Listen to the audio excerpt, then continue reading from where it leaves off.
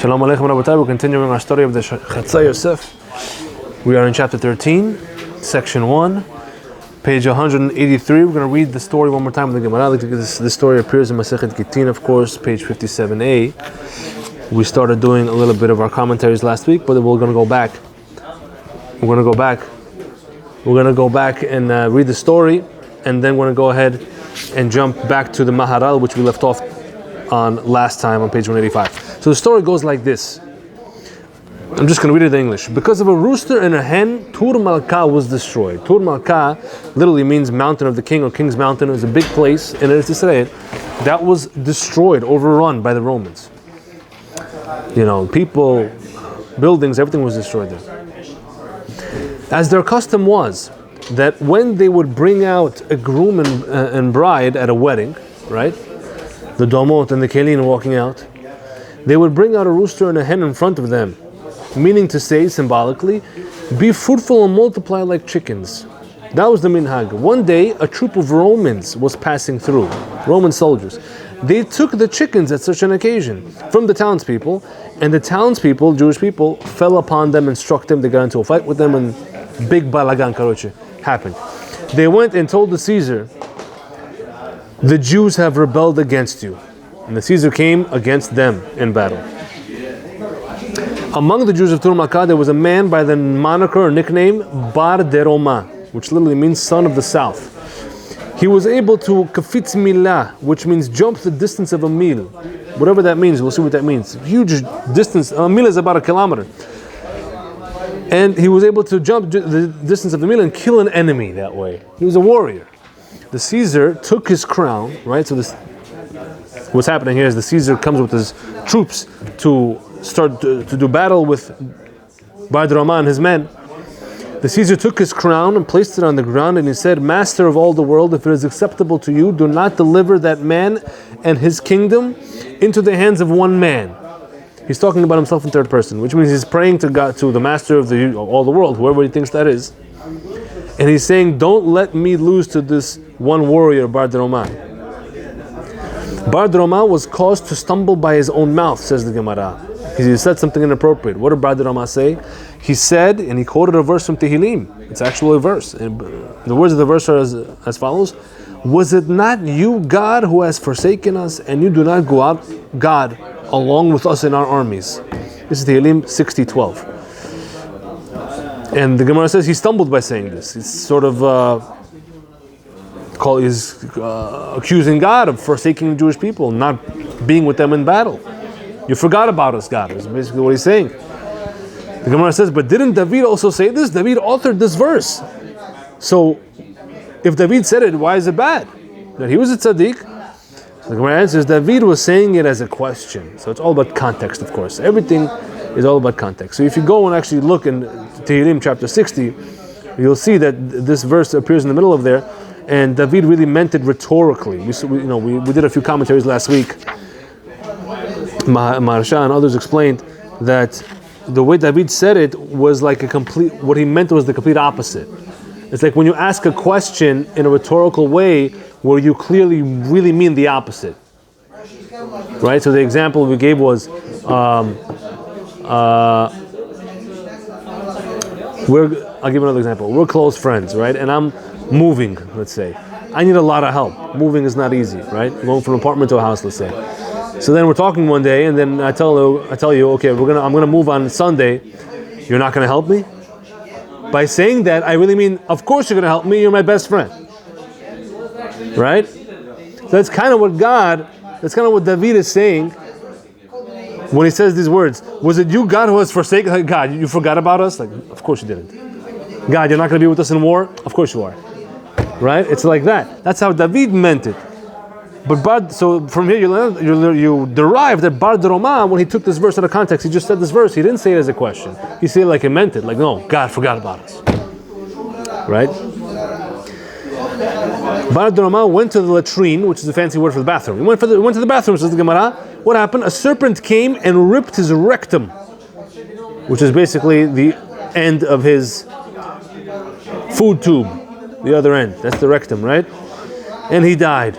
That's how he died. So we had a few important questions on this Gemara. Why did he die this way? Why did he say this verse? What's this verse in Tehillim all about? What does it mean that he could jump the distance of a meal?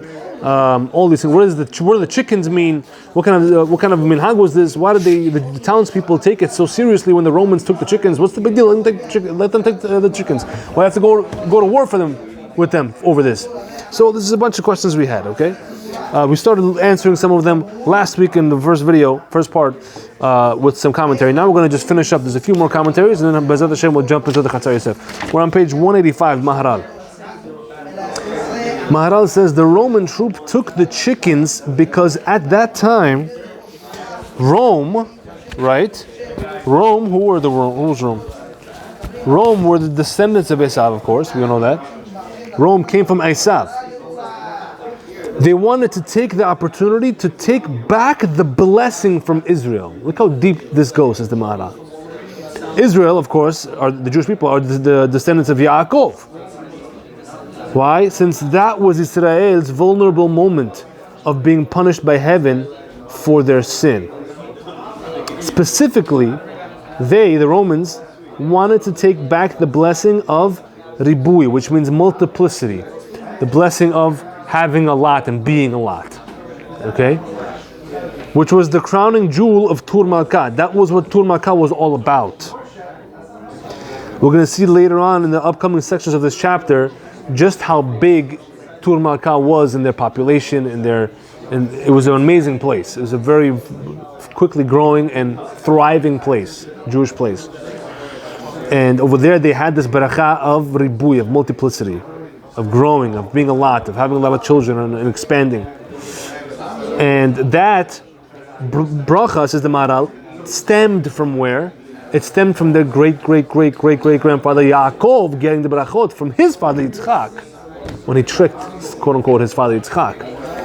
Right? That bracha was originally intended for Esav, of course. And Esav, his descendants, is Rome, the Romans. So now the Romans, he's saying there's a much bigger agenda here in the story. He's saying that the Romans came along and took the chickens. Why? Because the chickens were a symbolism of that multiplicity, of that growing, of that expansion. Because the Gemara says they used to take. Why did they bring the chickens? Because chickens have a lot of offspring very quickly. Chicks lay eggs almost every day. Correct? Every day, it's in some farms. So that's the beracha of multiplicity. That's why the parents or the people would bring the chickens to the wedding in order for the newlywed couple to tap into that beracha, to get some of that beracha. And that was what they understood was the representation of that beracha connecting all the way back to the great-grandfather Yaakov Avinu. So the Romans also understood it, and they took the chickens because they saw it as, okay, you guys you had enough beracha, you stole this beracha from us. Your father Yaakov stole it from our father Esav. Now we're going to steal these chickens from you.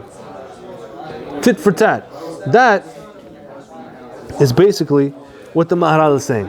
The blessing of multiplicity is symbolized in the rooster and the hen, since they have abundant amounts of offspring, like I said. Okay. Further, the significance of Bar Roma's name, that was a question. What does Bar Roma mean? Means the son of the south. What does this name mean? Says Maharal, it's that the southern direction is deeply connected to the rightward direction, and vice versa. In other words, the northward direction is connected with the leftward direction.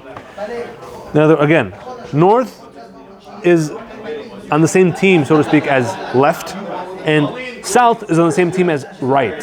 And left and right are big distinctions in Torah. Yes. Yes, east and west. East and west is left and right. Right? So let's see. As it says, there's a verse that says, north and right you created me. North and right you created me. This is a verse, I'm sorry, not me. North and right you created them. This is a verse in Tehillim 89:13. Look at note number 14 on the bottom. It's incoherent to say north and right. Rather, it makes more sense to say north and south. Right? I believe that verse is talking about how God created all the different creations. It doesn't say north and south. Like even in English, we have that saying. If I want to say a big area, I say, oh, from the north all the way to the south, his property was, whatever it was. We started a trend from the north all the way to the south. That's a way to say that. But here it doesn't say that in the verse. It says from the north all the way to the right. What do you mean to the right? So what it means is that the right is connected to the south. The right and south, concepts of right and south are connected in Torah. So it is as if the verse is saying north and south.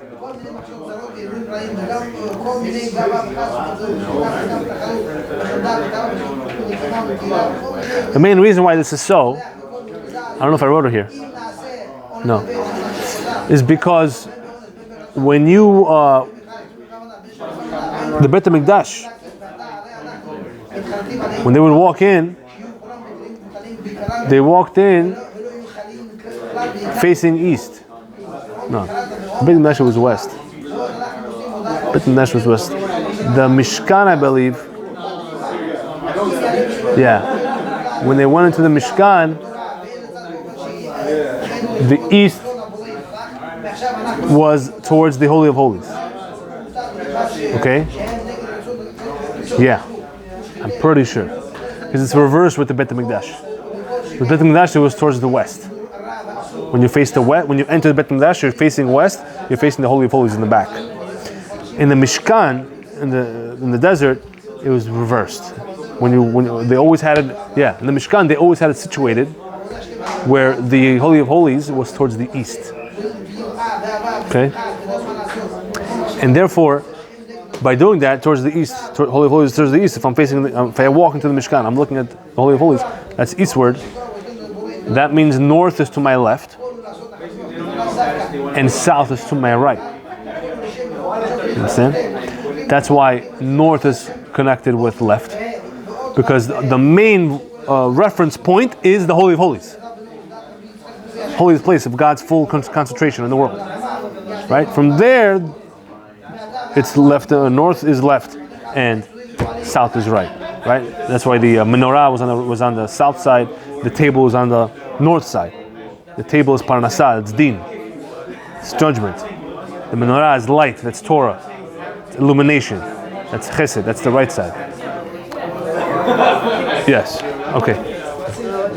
So the right hand is associated with speed and agile movement, he says also, the Mahara.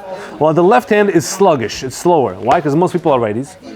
And the right hand is therefore more efficient. It does the main part of the job, the most important part of the job, and the left hand is slower and it's just supportive to the right hand. Thus, he was called Bar Deroma, the warrior, the Jewish warrior, effectively son of the right. Because Darom, south, but also we're saying it means right. Because he was very speedy and agile in combat. He was a fast warrior. And that is what is meant by our Gemara when it says he was able to jump the distance of a mil. Kafitz milah is just a metaphor saying that he was very fast and agile. And that's why it's called Badroma, the right, because the right side is associated with that, the right hand. Tur Malka itself, the city, whose name means mountain of the king, was more connected to the concept of the north, which is connected to the left, which corresponds to the trait of Gevurah, strength, and din. Right? This is all Kabbalistic stuff. The left side means din, judgment. It also means Gevurah, which means strength and limitation. And like we just said, north is the left side. It's associated with the left side. The hint to this is that the holy table, like I just said, the shulchan, the golden shulchan that was in the sanctuary of the temple, was situated on the north side, and it required a zer zahav, which means a golden crown border around it. If you ever saw a picture of the shulchan, if you look in the art scroll chumash in the back, the new ones, they have pictures of it, of models of what each piece of furniture looked like. There's a special crownish, like a spiky crown-like design around the table that had to be there. There's also a similar one on the actual Ark of the Covenant, the Aron Kodesh. This crown structure on the table is connected to Gevurah, strength, because it represented kingship, because kings wore crowns, and a king needs strength to rule. So that's how he explains that.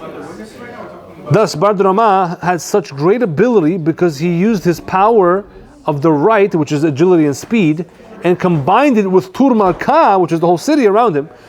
Tur Malka's power of the left, which is strength and mightiness. Put it all together, you get this mighty warrior, Bar Deroma. Bar Droma getting bit by a snake is appropriate, says the Maharal, since one who attacks the honor of the rabbis gets stung by the serpent of the rabbis.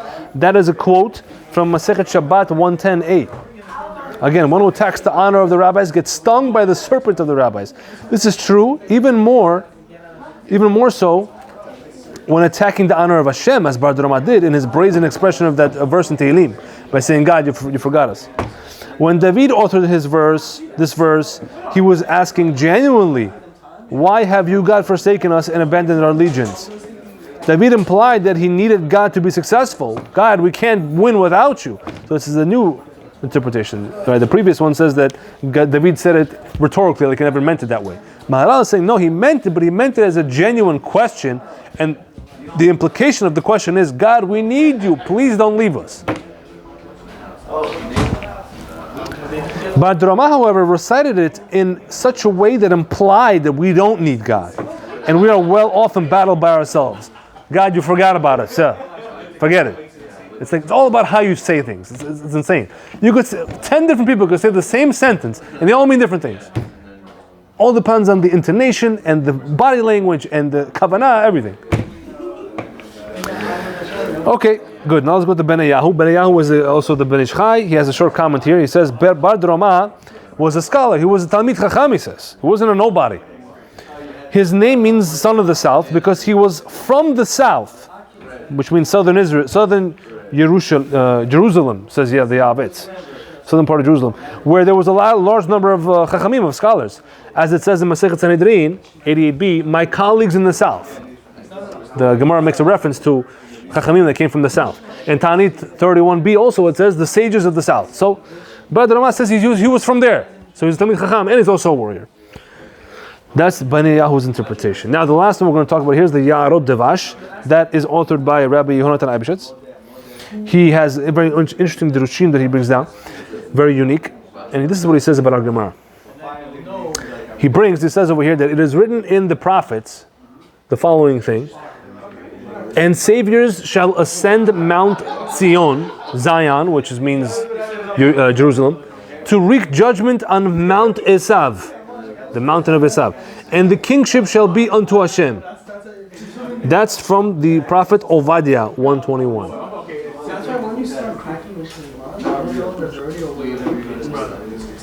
We say this verse actually in the davening, in the praying every day.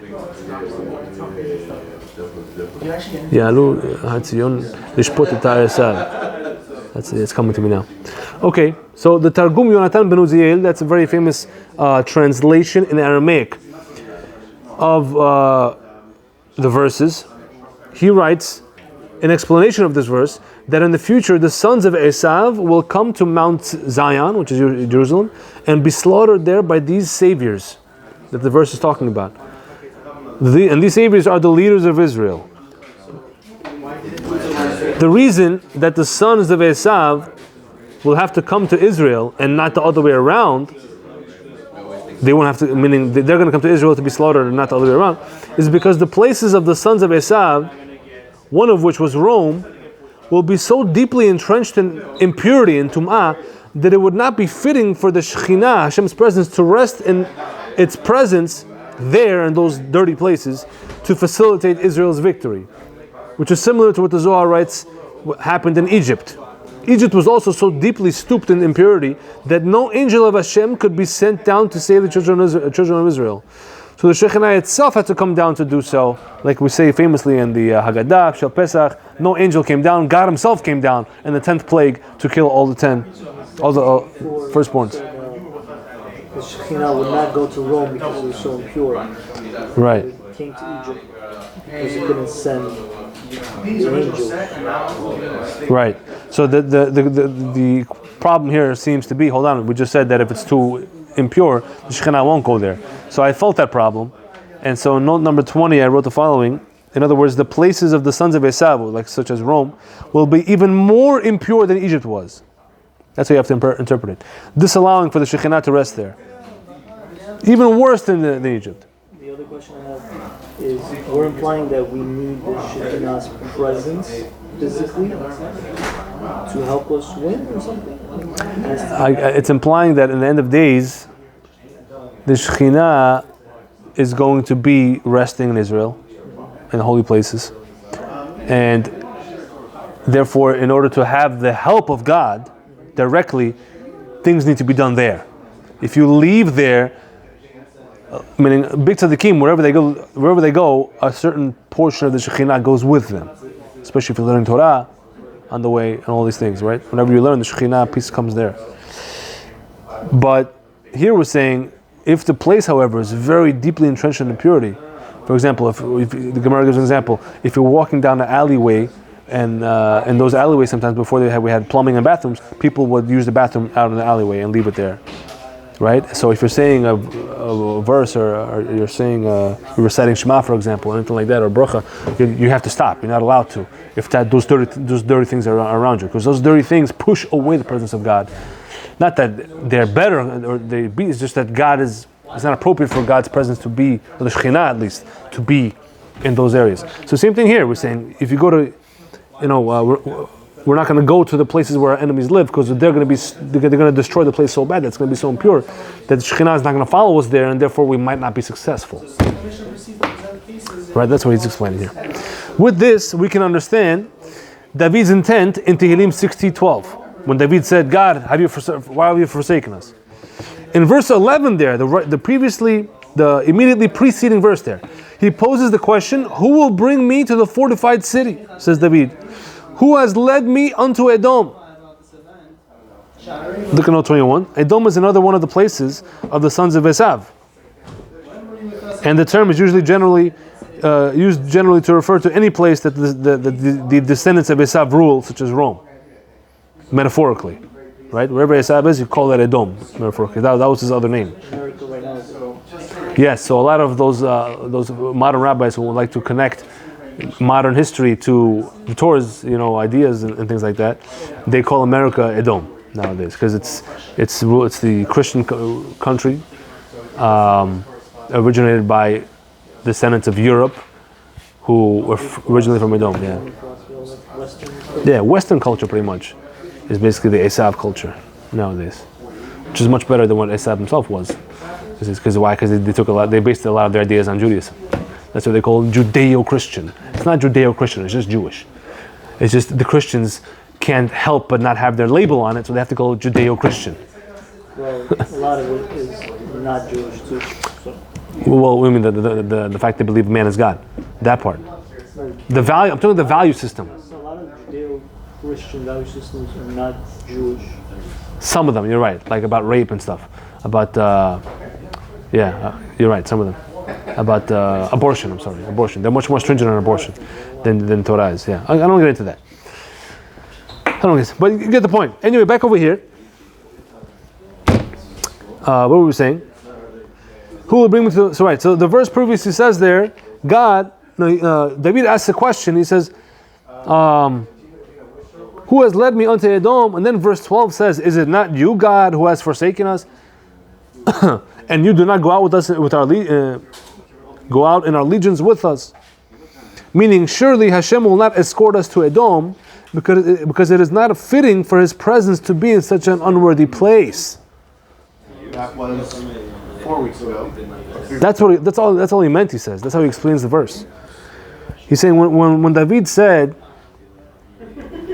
"God, you will not go out with our legions. You're not going to accompany our soldiers when we go to these places." He's talking about only if we go to places like Edom, to these impure places. It says, "Was it not you, God, who has forsaken us?" It's like. Yeah, so he's reading it a different way. He's reading it. Was it not you, God? God, you're too good to follow us there. So it's like forsaken is a harsh word. What's the actual Hebrew? I want to see the Hebrew. Maybe it could be interpreted slightly differently. Anyway, let's see what he says. Meaning, surely Hashem will not escort us to Edom because it is not fitting for His presence to be in such an unworthy place. And as a result, we cannot be victorious unless they are brought over to the land of Israel, where Hashem will be willing to rest His presence no matter what over there. And then we'll be successful. Bar Drama, however, was already present in Israel. Tur Malka in Israel. And the war with the Romans was occurring in Israel. So there was no justification for him to state that verse Tehillim 60:12 as he did. You understand? Because they were already in Israel, so you can't say, God, you're not going to be with us. God's Shekhinah is in Israel. So therefore, when he said it, it was more of a diss. Why did he say it? Who? Bad Rama? So we just saw the third different interpretation of why he said it. At the end of the day, I guess he had a little lapse of emunah over there. Did he really feel that God left him?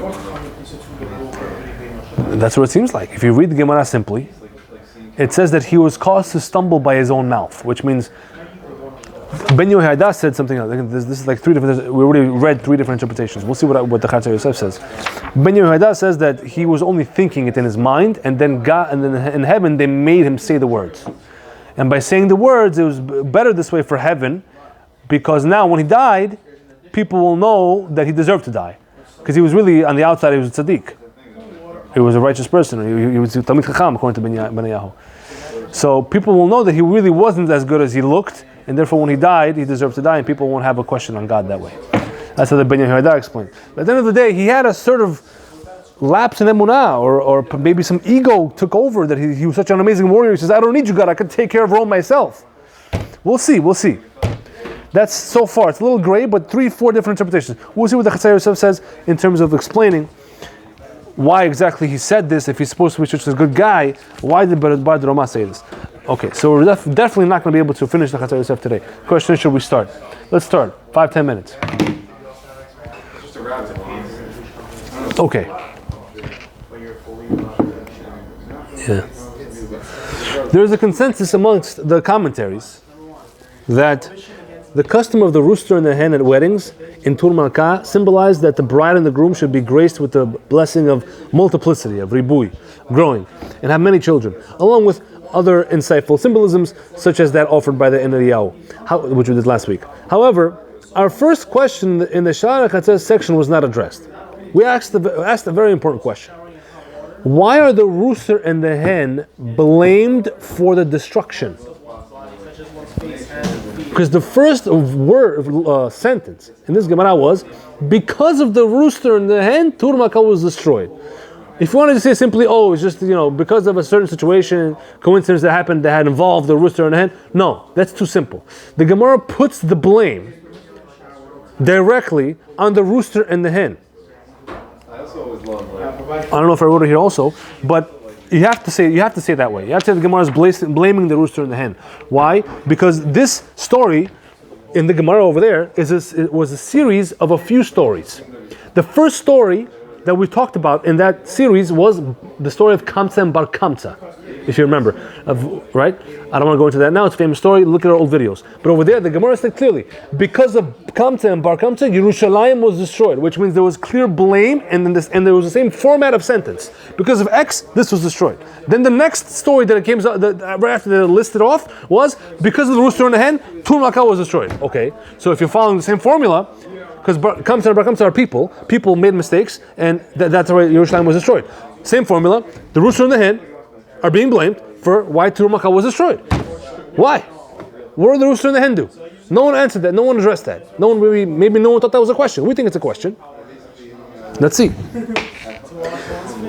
On a simple level, we could say that when our Gemara opens up with the statement, because of a rooster and a hen, Tur Malka was destroyed, it does not mean to blame the rooster and the hen. Rather, it only means that they were central pieces in the incident that led to the Tur Malka's destruction. Simply. Still, though, it seems that there is a deeper message. We never like to leave it at simple. It seems there is a deeper message in this statement that is not necessarily blaming the rooster and the hen, but rather whom they represent. Okay? Rooster and the hen are people here. Who are they? As is echoed through many of the commentaries on our Gemara, the root of this conflict between the Jews of Tur Malka and the Romans is the dichotomy of their respective forefathers, who are their brothers Yaakov and Esav. It goes back to Yaakov and Esav. When the Torah introduces these two people, Yaakov and Esav, it provides a short description. This is the very beginning of Parashat Toledot. Look over there. It provides a short description about their character with intent to paint a fine line between the two. The Torah is telling us they're different people, showing how massively different they were. Esav is described as Ish Yodei Atzayid Ish Sadeh, which means a man who knows the who knows trapping, or technically knows the art of trapping, a man of the field. That is how the Torah describes Esav. His skill was trapping was the skill of deceit, right? Because that's how you trap people. And you trap animals, you deceive them. He used to trap his father into thinking that he was scrupulous in righteousness, that he was a tzaddik. Right? It's a famous Rashi that we all learn in first grade. My son knows this. He comes home, he knows. Rebbe told me this today. What is it? That Esav used to trick his father in thinking he was a tzaddik. He used to ask him questions that made him think that he had. What was the famous question? That he asked his father, "Do you have to give maaser, a tenth, for as charity, from your straw and salt?" And halakha obviously is not. You don't have to. He knew that because that was not considered currency. It's only from real produce. You have to give that. That's not produce, salt and straw. But he was trying to show that he was such a tzaddik that even from these things he wants to give. Right? That's how he trapped his father. That look, I'm such a tzaddik. Dad, do you have to? Yeah. That's the famous one from the Midrash. But in truth, he was a man of the field. Ish sadeh, right? The same verse says he knew how to trap and he was a man of the field. Why? Because that was the truth. The truth is the end of the verse, that he knew he was a man of the field. Engrossed in earthly desires. The field is the earth, the physical. Right? The fat of the land. In this way, Esav is the rooster. Because the rooster's craft, talent, as is mentioned by the Ibn Yehuda, is to court his mate. Akin to seducing or trapping his mate, the chicken, to fulfill its earthly desire to procreate. That's what the rooster is famous for. The Gemara speaks about that if we didn't have the rooster, meaning the one thing that you can learn from the rooster is how to properly court your mate. Meaning you don't just jump on your wife, you have to court her. Right? You have to get her in the mood, talk to her, make her feel nice about herself, right? All these things. So that's what the rooster does. It courts the chicken before they mate. But at the end of the day, what is it doing? It's trapping the chicken into doing what it wants. So the rooster is Esav. On the other hand, Yaakov was Ishtam Yoshev Ohanim, a simple man, dweller of tents. Yaakov in this way is the hen, the chicken, since the hen is more introverted, caring for her younglings and well-being of her tent. She lays eggs and patiently waits for them to hatch at the right time. So too Yaakov laid the eggs of the Jewish nation, fathering the 12 tribes, setting up their eventual exodus from Egypt and subsequent acceptance of the Torah, patiently waiting for the prophecies of the end of days to hatch. So Yaakov is the hen. Esav is the rooster. And that is what it seems like Gemara is hinting at, that because of Yaakov and Esav, something that went on between them, Tur Malka was destroyed.